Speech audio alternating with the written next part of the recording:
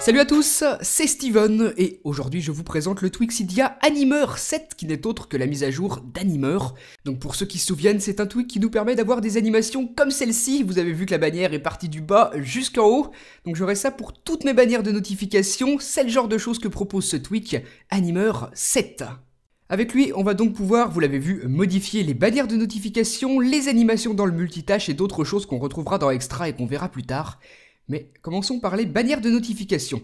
Là, pour l'instant, j'avais choisi de les faire démarrer du bas de l'écran pour qu'elles remontent en haut, mais si je coche cette option, elles partiront de la gauche et glisseront vers la droite, regardez, hop, elles glissent comme ça.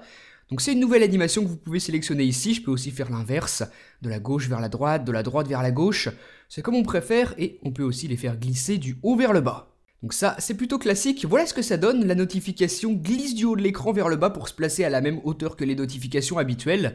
Donc vous sélectionnez parmi les 4 qui sont disponibles l'animation que vous préférez, vous pouvez aussi choisir de mettre un petit effet de fondu avec ici Fade In, et choisir un zoom entrant ou un zoom sortant. Encore une fois, c'est comme vous préférez, et voilà ce que ça donne, regardez, la bannière glisse comme ça de la droite vers la gauche, un petit zoom, un petit fondu, donc vous pouvez compiler plusieurs effets à la fois, ça fonctionne tout à fait. Donc moi, mon animation préférée, c'est celle-ci, je vais la laisser. Donc ça, c'était pour les animations des bannières entrantes lorsqu'elles apparaissent, mais on peut aussi choisir l'effet lorsqu'elles s'en vont. Ici, glissement vers la gauche, glissement vers la droite, glissement vers le haut et glissement vers le bas. Donc à chaque fois, 4 options, vous sélectionnez encore une fois celle que vous préférez, celle que vous trouvez la plus intéressante à paramétrer sur votre appareil, celle qui rendra le meilleur effet. Donc moi, je vais cocher celle-ci.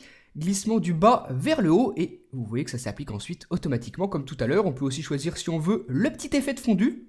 Donc maintenant, à chaque fois que je recevrai une notification comme celle-ci, un petit zoom, et ensuite la notification va glisser du haut vers le bas de l'écran, comme je l'avais configuré dans les réglages du tweak.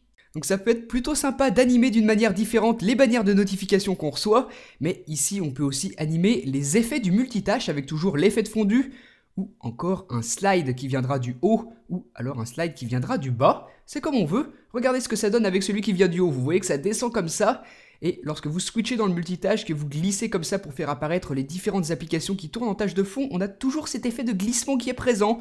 Ça aussi, encore une fois, c'est plutôt sympa. Donc là, j'ai un petit peu un effet de pluie d'applications, vous voyez que les aperçus comme ça tombent du haut de l'écran pour retomber vers le bas avec toujours ce petit effet de fondu comme je l'avais paramétré. Donc c'est comme vous préférez, hein, je vous le disais, vous pouvez soit les faire tomber depuis le haut de l'écran ou alors remonter cette fois-ci en cochant Slide from Bottom, donc elles glisseront du bas vers le haut de l'écran. Donc voilà ce que ça donne, ça aussi c'est plutôt sympa, c'est en fait exactement le même effet que l'autre mais dans le sens inverse, au lieu qu'elle tombe du haut de l'écran vers le bas, elle remonte du bas vers le haut. Donc ça c'est pour les animations du multitâche d'iOS 7, on en a une dernière qui se trouve ici, on a la possibilité de choisir un zoom entrant. Donc je l'avais déjà essayé tout à l'heure, je vous avoue c'est pas vraiment flagrant, regardez on n'a pas une énorme différence par rapport à ce que j'avais tout à l'heure lorsque cette option n'était pas cochée dans les réglages d'iOS. En tout cas c'est une fonctionnalité qui est présente, vous pouvez l'utiliser si ça vous intéresse ici dans la section Switcher et enfin dans la dernière Extra on a 2 options, cacher le kiosque et cacher les lignes séparatrices du centre de contrôle.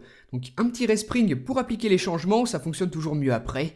Et ensuite vous pouvez remarquer que je n'ai plus le kiosque, il n'est plus présent, plus d'icônes ici sur mon springboard et dans le centre de contrôle, les lignes de séparation entre les différentes sections ont disparu. Donc ça peut être un petit peu plus joli, après c'est encore une fois une question de goût. Si vous préférez les enlever en tout cas, vous pouvez grâce à ce tweak, c'est une possibilité ici dans les réglages, vous voyez que si je l'enlève, cette fois j'ai les lignes séparatrices. Donc c'est vraiment un petit détail esthétique, mais ça peut toujours être intéressant de le paramétrer. Donc voilà tout ce que vous pouvez faire, modifier les animations des bannières de notification, celles du multitâche, et changer quelques petits détails esthétiques, tout ça grâce à Animer 7, le Twixidia enfin compatible avec iOS 7 qui s'adapte donc avec les nouveautés d'iOS 7, le multitâche, les bannières. Donc si ça vous intéresse, il coûte 1,99$ sur le Cydia Store, sur la source de Big Boss. Donc un bon petit tweak pour la personnalisation, dites-moi ce que vous en avez pensé dans les commentaires de la vidéo, et moi je vous dis à très bientôt pour une prochaine. Salut!